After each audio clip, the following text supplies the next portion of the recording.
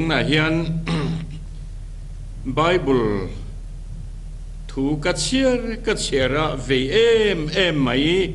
o kaneya kum sang ni le som le paruk atang khanin tun ma a katlang wal chua lai atanga kum tam tak mai kalo ve em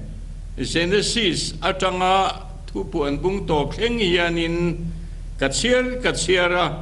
chunga chuan sermon engemozat o kambo chuak nual to maya amaro chu tunaka son khan sang ni le som le paruk atang khanin kan soi em ngai lo kan theologian te le kan pastor kan officer te kan evangelist te ko khanupa te ina an soi tam lem lo tak mai veina pathianin min petat maya chulam pang hoi chuan tuna hian thu han soi ka dua Bible chang kan share tadanga thupuan bungsom ni le pani chang som le pathum a chuan kei alpha le omega amma saber le anunung ber abul le atop kani ti hi kan muwa chuwang chuanin thupuyatana alpha le omega abul le atop oma ti hi tuna kan chang khan tur chu lo ni tamai selangin abul le atop khai khom na chu pa le fa pa le tharau thiang lim te an ni a bul pakhat mun khat le pum khat chu pa le fa pa le tharau thiang lim Bible minung kan mu te chu an lo ni ta ani Bible kan muang hian athuin dot deu han soi o kadua chu hetiang hi ne ani Exodus bung thum chang som le palia chuan pathian ming chu oma ani ti kan mu a oma chuan thil zong hi asiama chu chan chin tha zo hana bung khat chang thum a khanin kan mu bokani kan thu pui alpha le omega abul le ato ania wangin Bible atang hianin thu poi mo tak kan mu te han soilan kadu ani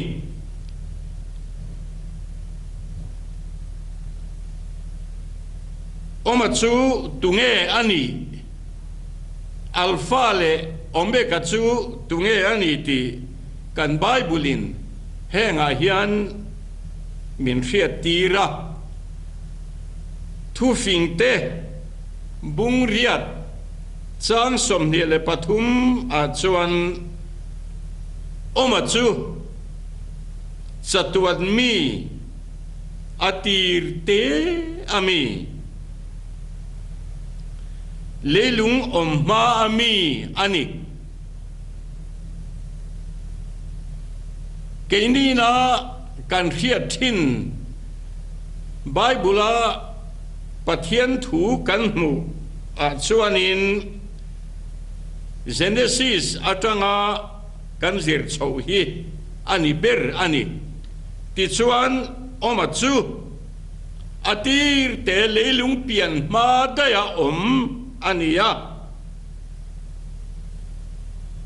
chatuan mi leilung om ma ami ani adol le chuan efesi bungkhat changlia chuan leilung pian main oma chuan Krista min thang ani leilung pian ma ani chu pathianin lele vante asiama chumi ma chuan kan biak pathian hi tunge ni ani afiat theita ani tin chanchin tha zohana ziak bung som le pasari chang som ni le pali a chuanin leilung pian main Krista a min thang tu ani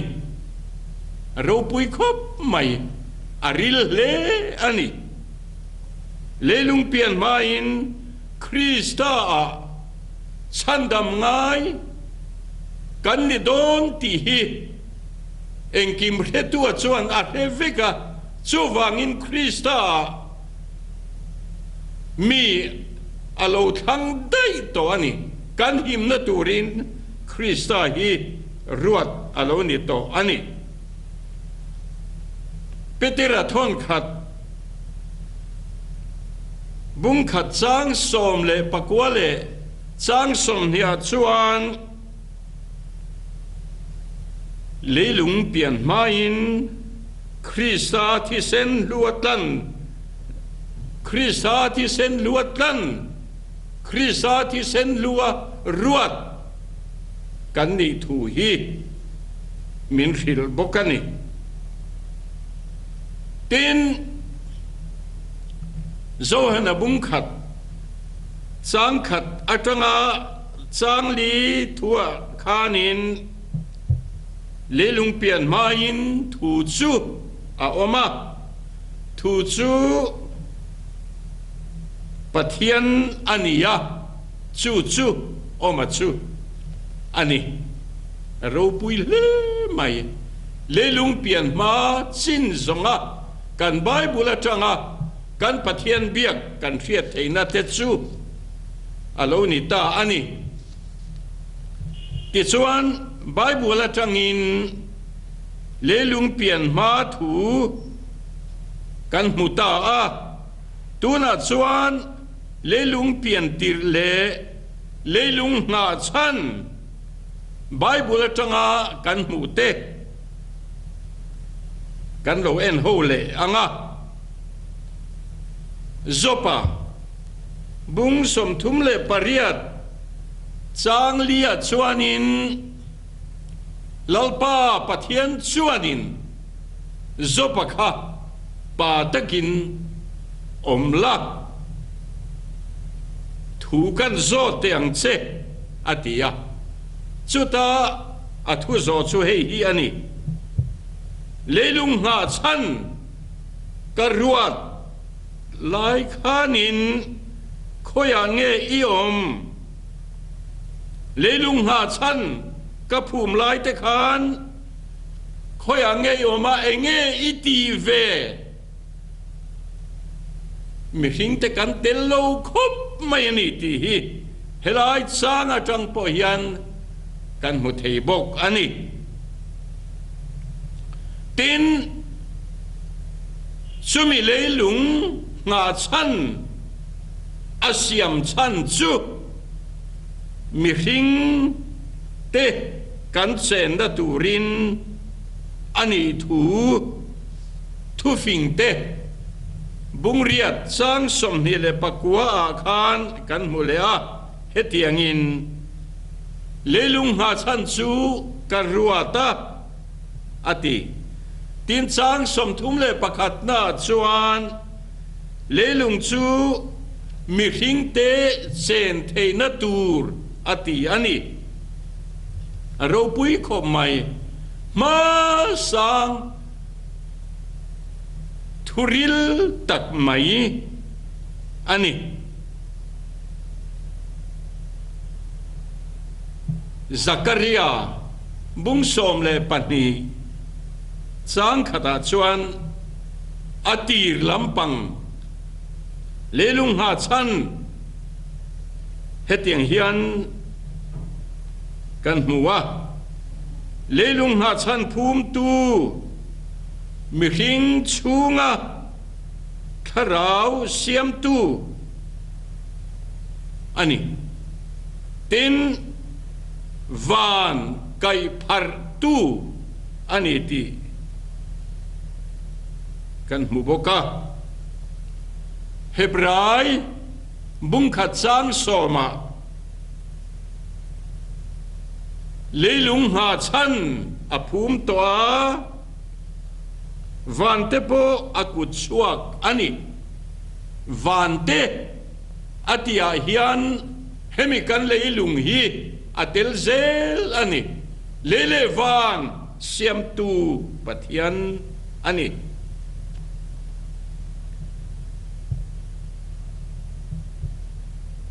Sam bung riat chang thuma khanin mi hing te min din dan azia ka bung riat chang som le pathuma chuan atir kha kan soi tumber lelung ha chan kha kan soi tumber aleni ria wangin hetiang hian bible thu ziak kan muani Ivan ikut chuak te khale arsi te kangai tua chang hian ti ziak kan hmuwa boruak zau tak hianin akut chuak te alan tir thin ti sam som le pakwa akhanin kan hmubok ani ti chuan tuna kan soitak chin akhan leilung om ma thu kan soita a adota chuan leilung pathianin abuat saidan anga chan asiam thu kha kan hmule ta ani heng hi atir bible ati theu te chu ani tuna po hian atir dang kan soi lenga apathum na ta na leilung siam leilung pian tir bible hetiang hian min khil le ani anga chana chuan leilung chu lo piang ta a Mathaya bung som le pathum chang som thum le panga leilung pian tir ata thilin thup chu ka soi chua kang ati sumi leilung pian tir ata thilin thup ka soi chua kang ati tak mai hi aveyom khop maya lo chin chia teu chumi chu mathaya ziak vek bung som le pakwa chang lia chuan hetiang hian kan hmu ani atir te ata an siam tu khan mei chia le mi pa a siam atiani mathaya hian lali suwa ne na changa amu atir te ma khosanga thil om aron ziaka bible hi iringem ringe iti chuan atir te in pathianin mei chiale mi pa a mi hing te hi alo siam to ani marka bung som chang ruga po khanin leilung piantir atang chuan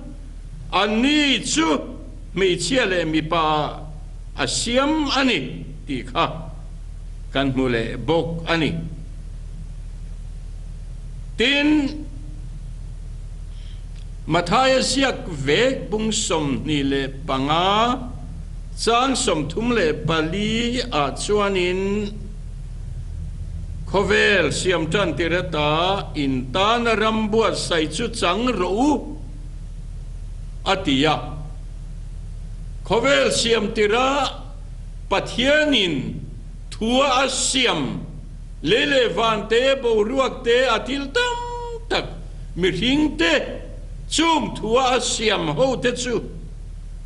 khanga khan hemi kan leilunga miring alo siam te chu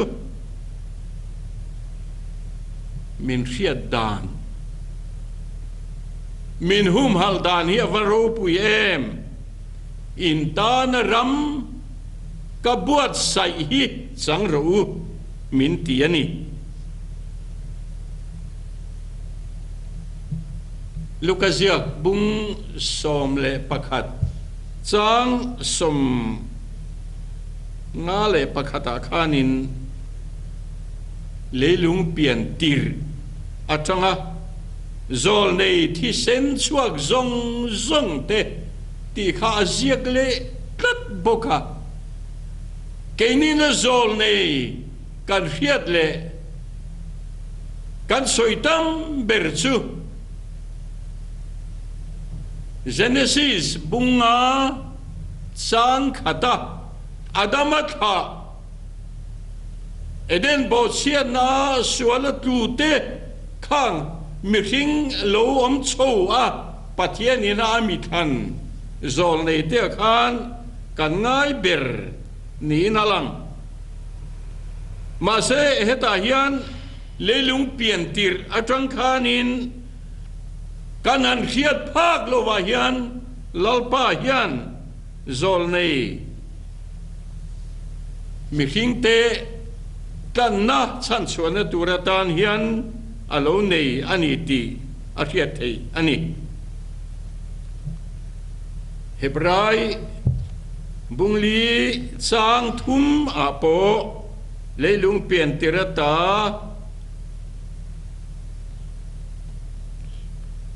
thileng kim na te tho zo vikani to thu hi kan mule ani hi mole leilung pian tirata na te chu tho zo vik ani to chu hebrai bung kwa sang som ni le paruk apo leilung pian tir achin voitam tak Krista hianin amanga ingoi amaan puya miring asiam te chumi te tan chuan voitam tak alo tuar ani chumole varo puite lulem min van hum halte lulem thupuan te kan siar chozel chuan bung som le pathum chang ria ta chuanin leilung pian tiratal to beram no nunna buazia lo chung te chu chin an om ani bung som le pasari chang riat apo khanin leilung pian tirata nunna bua ming ziak lo ti kha aron soinon ani leilung pian tirata pathianina a ming ziak ahum halte hi tuifin riata tiau vai vut siar sen lo te ai khanin kan lalpa kan pathian hian alo siam to ani heng hi zol nei Isaiah chuanin bung som li chang som ni le pakhat a khanin leilung pian tera tang khan in khethiam lo em ni ati tu lai thang thar eden bo chiat na a chan chua le ho te hianin kan pathian ro pui takai i choi moi zual so tiang u ti chuan leilung pian ba kha kan soi ta a leilung ha chan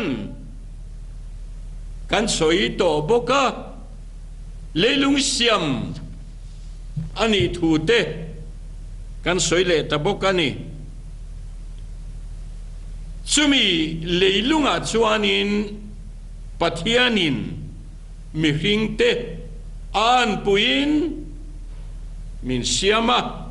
ama image in min siama kha zol nei Isaiah hianin alohan mule tai to ani zol nei Isaiah hi aro pui le main karia ahun lai khanin khove lolom le zel turte pathianina mu chho tira kan tan nau pangalo pianga fapa pekin kanom ta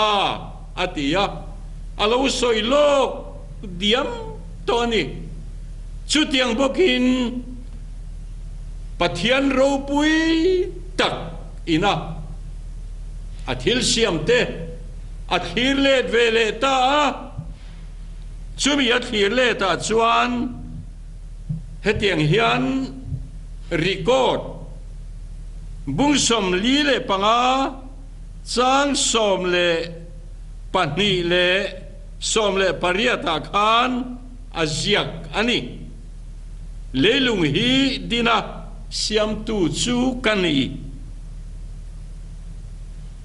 atiani tin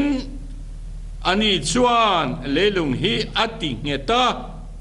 eng malova siam lova mi hing omnan adin zok ani ti zol de Isaiah hian ati adamahun kha